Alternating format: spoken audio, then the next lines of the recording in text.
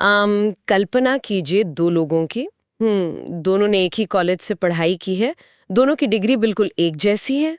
और स्किल्स भी बराबर होंगे। हाँ बिल्कुल, टेक्निकल स्किल्स एकदम बराबर हैं। लेकिन जब वो कॉर्पोरेट दुनिया में कदम रखते हैं ना, तो एक की कहानी बिल्कुल अलग होती है। मतलब एक को बहुत सक्सेस मिलती है और दूसरे को नहीं। हाँ, पहले व्यक्ति को हमेशा एक ऐसा बॉस मिलता है जो उसे मेंटोर करता है, उसका प्रमोशन सुनिश्चित करता है, उसकी गलतियों पर भी उसे सपोर्ट करता है।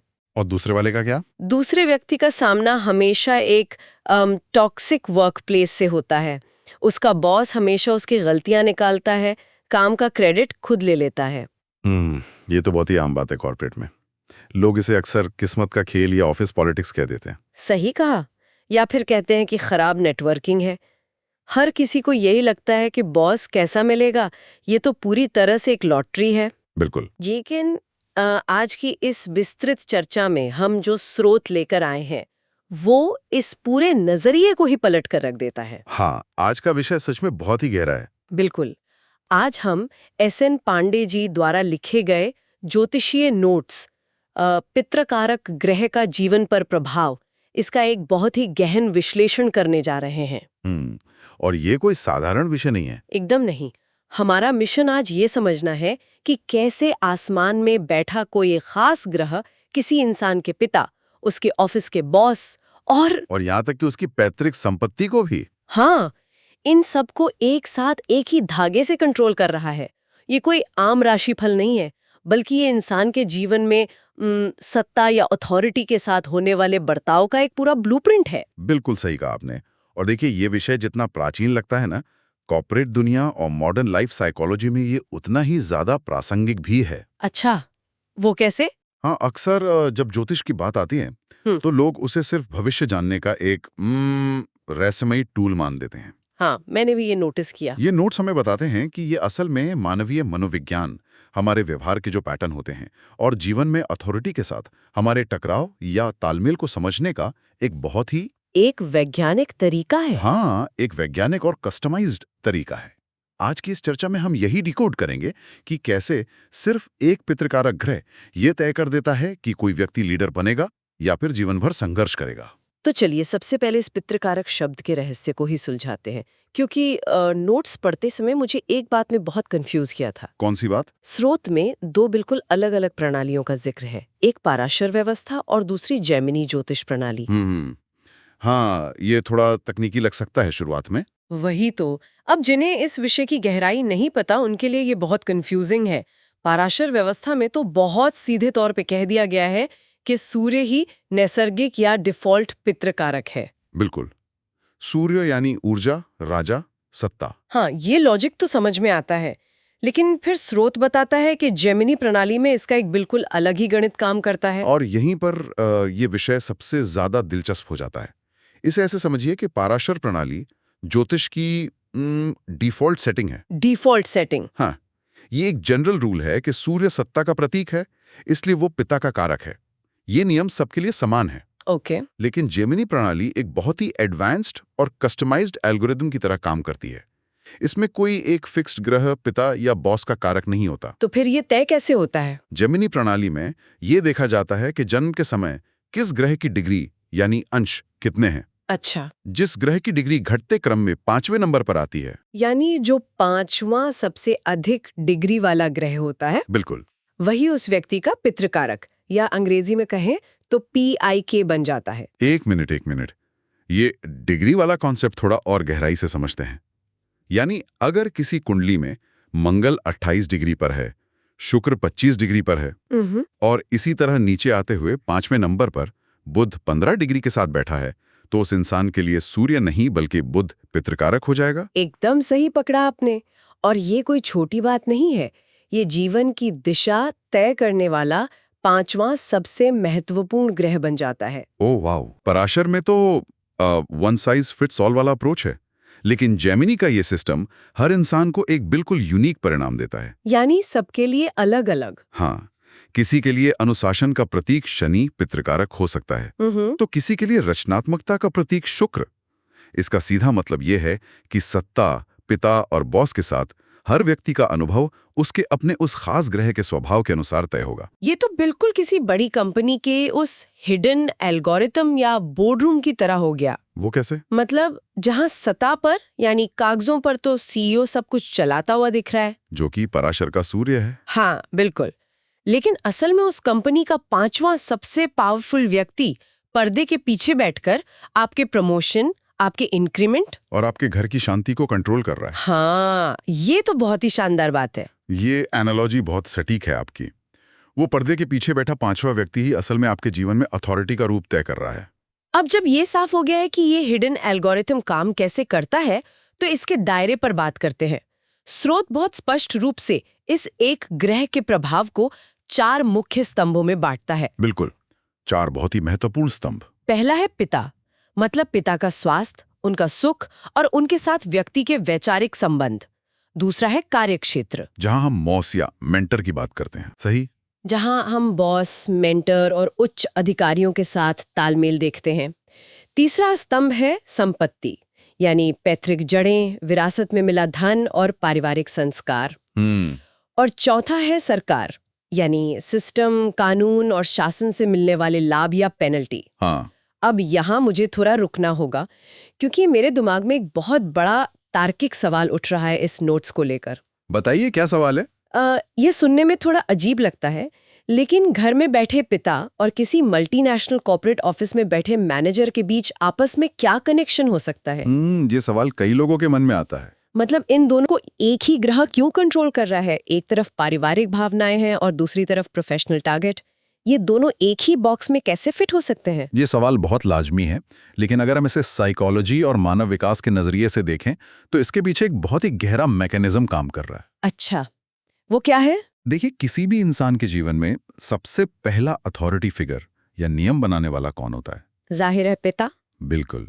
जब एक बच्चा छोटा होता है और पहली बार किसी चीज के लिए जिद करता है तो उसे पहली बार नहीं शब्द अक्सर पिता से ही सुनने को मिलता है। हाँ, ये तो है। पिता घर के नियम तय करता है, अनुशासन सिखाता है। अब वो बच्चा उस अधिकार को कैसे स्वीकार करता है?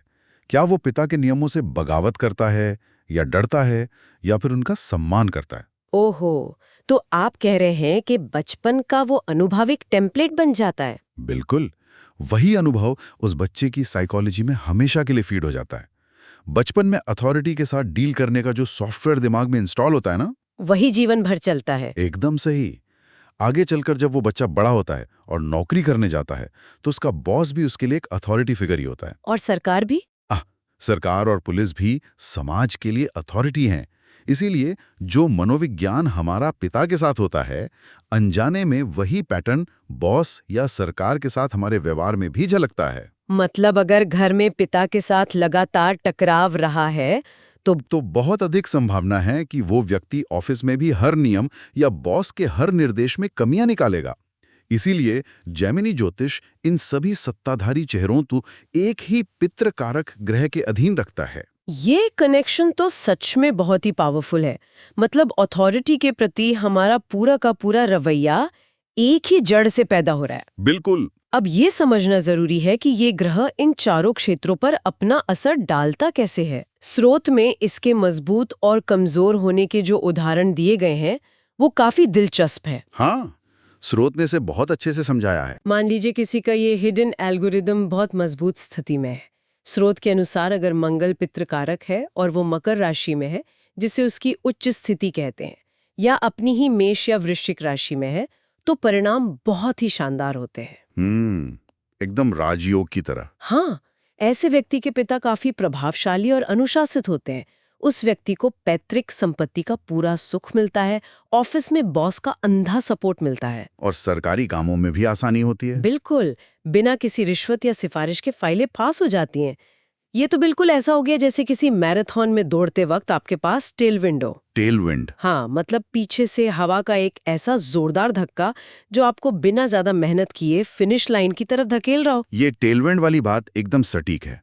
जब पितृकारक बली होता है तो व्यक्ति के अंदर अथॉरिटी के साथ डील करने की एक स्वाभाविक समझ होती है। उसे ज्यादा कोशिश नहीं करनी पड़ती। बिल्कुल, उसे कभी बॉस से बेवजह लड़ना नहीं पड़ता, क्योंकि वो जानता है कि सिस्टम को अपने पक्ष में कैसे काम करवाना है।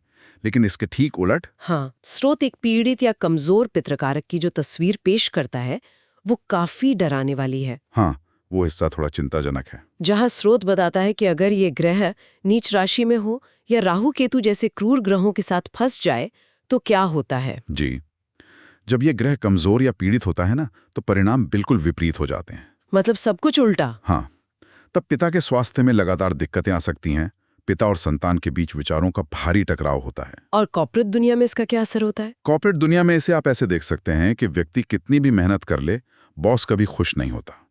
बिना किसी बड़ी गलती के भी व्यक्ति को ऑफिस पॉलिटिक्स का शिकार होना पड़ता है, या उसका प्रमोशन रोक दिया जाता है। बिल्कुल।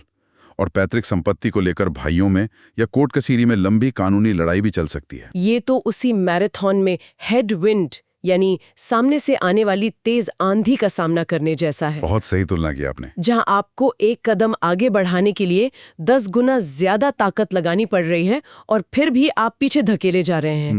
बिल्कुल ऐसा ही महसूस होता है। अब इस ग्रह की असली कार्यप्रणाली को समझने के लिए हमें कुंडली के उन 12 अलग-अलग कमरों या भावों के सफर पर चलना होगा, जहां बैठकर ये ग्रह हमारी जिंदगी के फैसले लेता है। जी, ये 12 भावों का जो सफर है, यही असली कहानी बताता है। नोट्स में एक लंबी सूची दी गई है, लेकिन इसे आसानी से समझने के लिए हम इन भावों को कुछ खास लाइफ सिचुएशंस या थीम्स में बांटेंगे। ये तरीका सही रहेगा। सबसे पहली थीम उन लोगों की है जिन्हें हम बॉर्न लीडर्स या विरासत को आगे बढ़ाने वाले कह सकते हैं।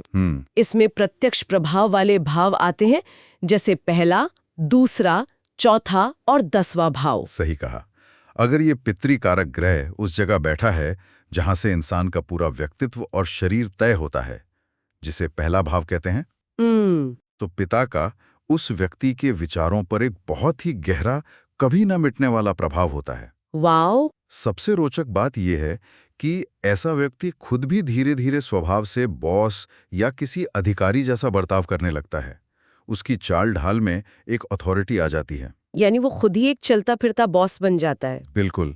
वहीं जब ये ग्रह धन और परिवार के क्षेत्र में यानी दूसरे भाव में बैठता है, तो व्यक्ति अक्सर कोई पारिवारिक व्यवसाय या फैमिली बिजनेस संभालता है। अच्छा, स्रोत में एक बहुत ही सूक्ष्म बात लिखी है यहाँ पर, कौन सी बात? कि ऐसे व्यक्ति की वाणी में, उसके बोलने के लहजे में सीधे तौर पे पिता के संस्कार झलकते हैं। बिल्कुल, जैसे हम अक्सर देखते हैं कि जब कोई जूनियर अपने पिता के बिजनेस की कुर्सी पर बैठता है तो वो बिल्कुल अपने पिता की तरह ही क्लाइंट से बात करने लगता है, उसी टोन में, उसी आत्मविश्वास के साथ। एकदम सही। और इसी थीम में कर्म और प्रोफेशन का क्षेत्र भी आता है, यानी 10वां भाव, जो कि करियर का सबसे ऊंचा शिखर है। हाँ, स्रोत स्पष्ट रूप से कहता है कि अगर पितृकारक 10वें भाव में है, तो व्यक्ति का करियर पूरी तरह से पिता के पेशे की कॉपी हो सकता है। जैसे किसी मशहूर डॉक्टर का बेटा बिना ज्यादा सोचे खुद भी डॉक्टर बन जाए, या किसी वकील की बेटी वकालत में ही करियर बनाए।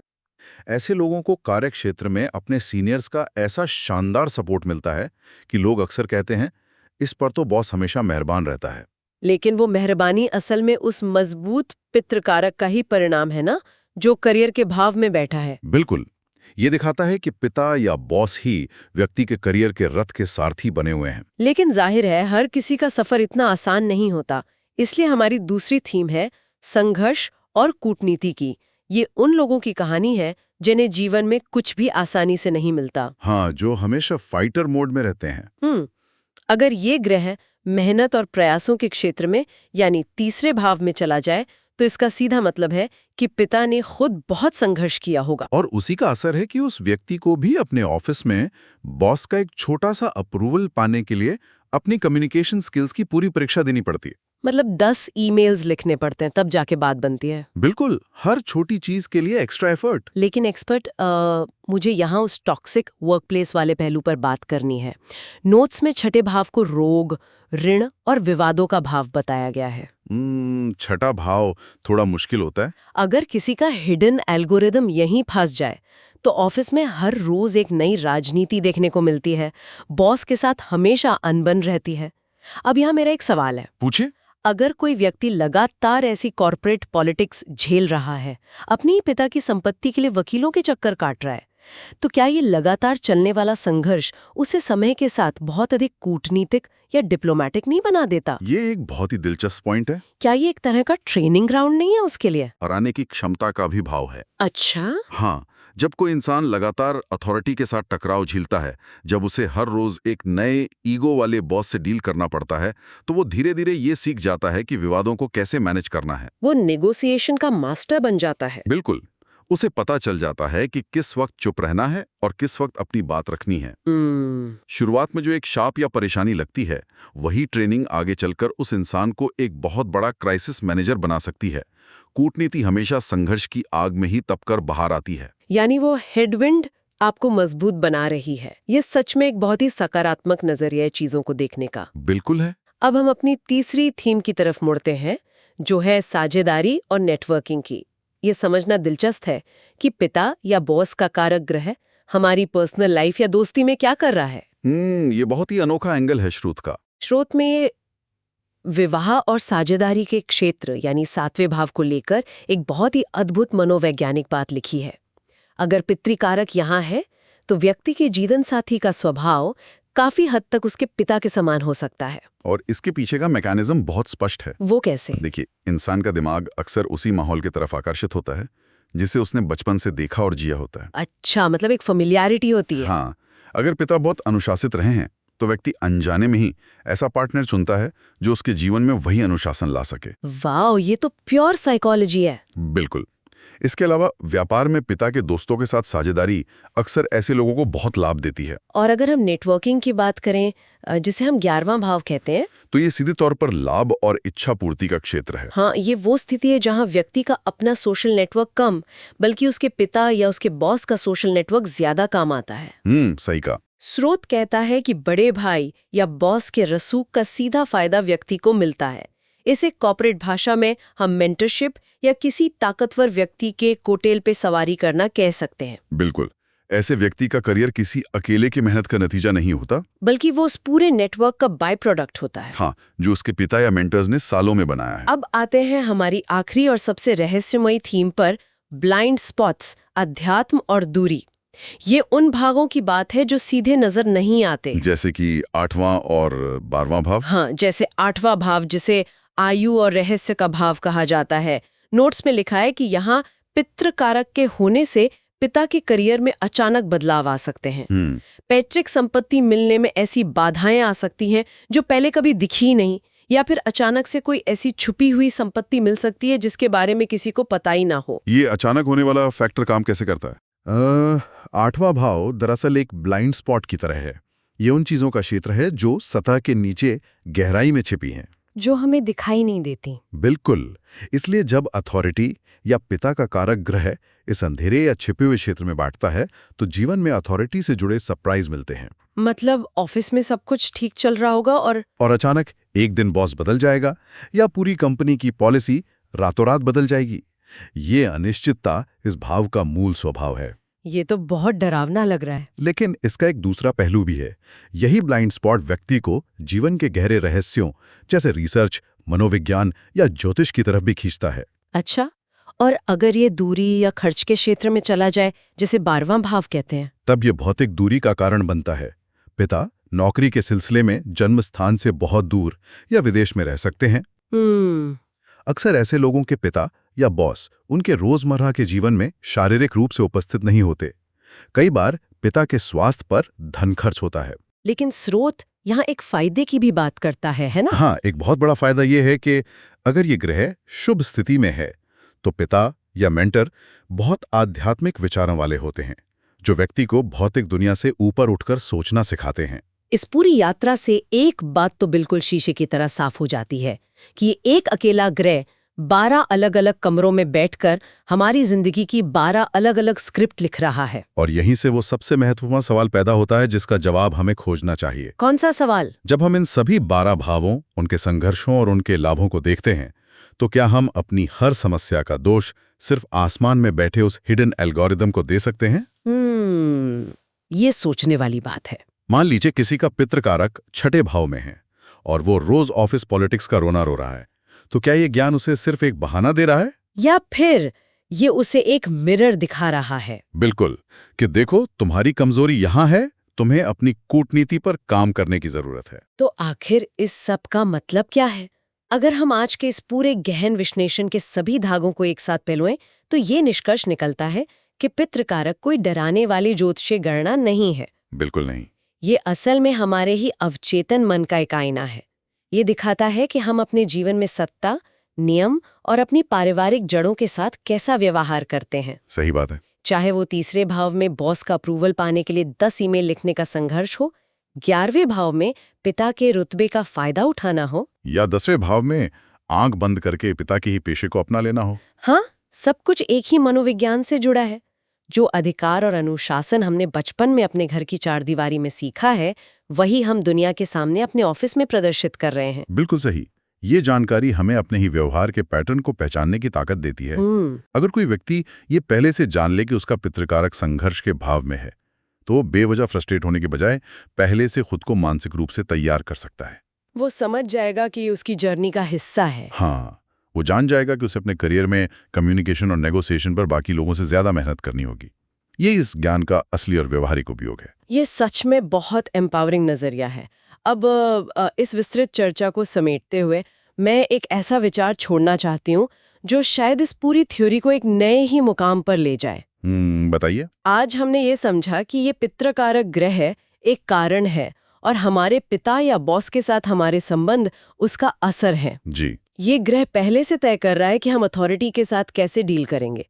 लेकिन क्या हम इस पूरी प्रक्रिया को रिवर्स इंजीनियर कर सकते हैं? रिवर्स इंजीनियर, आपका मतलब है कि हम असर से कारण को बदलें? बिल्कुल। अगर कारण का असर होता है, तो क्या हम जानबूझकर अपना बर्ताव बदलकर उस अदृश्य ऊर्जा को शांत कर सकते हैं? ये एक बहुत ही दिलचस्प थॉट है।